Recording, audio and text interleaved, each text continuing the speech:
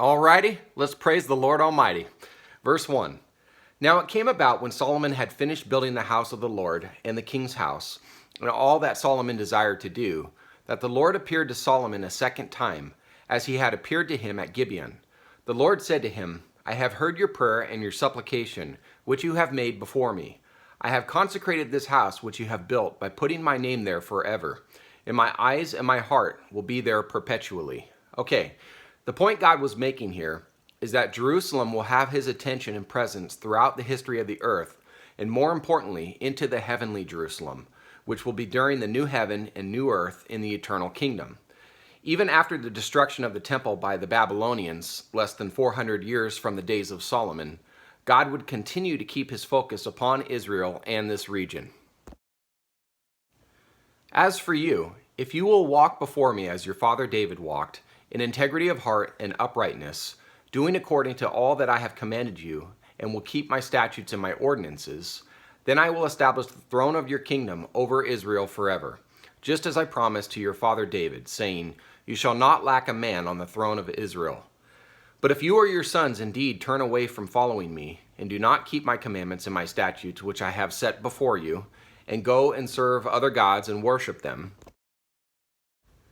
then I will cut off Israel from the land which I have given them, and the house which I have consecrated for my name I will cast out of my sight. So Israel will become a proverb and a byword among all peoples, and this house will become a heap of ruins. Everyone who passes by will be astonished and hiss and say, Why has the Lord done thus to this land and to this house? And they will say, Because they forsook the Lord their God, who brought their fathers out of the land of Egypt, and adopted other gods and worshipped them and served them. Therefore, the Lord has brought all this adversity on them. It came about at the end of 20 years in which Solomon had built the two houses, the house of the Lord and the king's house. Hiram, king of Tyre, had supplied Solomon with cedar and cypress timber and gold according to all his desire. Then King Solomon gave Hiram 20 cities in the land of Galilee. So Hiram came out from Tyre to see the cities which Solomon had given him, and they did not please him. He said, What are these cities which you have given me, my brother? So they were called the land of Cabul to this day, which means what does not please. Verse 14, And Hiram sent to the king 120 talents of gold. Now this is the account of the forced labor which King Solomon levied to build the house of the Lord, his own house. The Millo, which would have been the boundary for the construction area, the wall of Jerusalem, Hazor, Megiddo, and Gezer. For Pharaoh, king of Egypt, had gone up and captured Gezer and burned it with fire, and killed the Canaanites who lived in the city, and had given it as a dowry to his daughter, Solomon's wife. So Solomon rebuilt Gezer and the lower Beth Horon and Baalath and Tamar in the wilderness, in the land of Judah.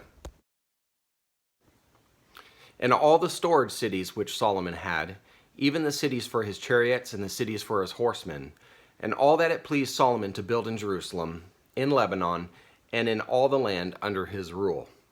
As for all the people who were left of the Amorites, the Hittites, the Perizzites, the Hivites, and the Jebusites, who were not of the sons of Israel, their descendants who were left after them in the land, whom the sons of Israel were unable to destroy utterly, from them Solomon levied forced laborers, even to this day. But Solomon did not make slaves of the sons of Israel, for they were men of war, his servants, his princes, his captains, his chariot commanders, and his horsemen. These were the chief officers who were over Solomon's work, 550, who ruled over the people doing the work. As soon as Pharaoh's daughter came up from the city of David to her house which Solomon had built for her, then he built the Millo. Now 3 times in a year Solomon offered burnt offerings and peace offerings on the altar which he built to the Lord, burning incense with them on the altar which was before the Lord. So he finished the house. King Solomon also built a fleet of ships in Ezion-Geber, which is near Eloth on the shore of the Red Sea, in the land of Edom.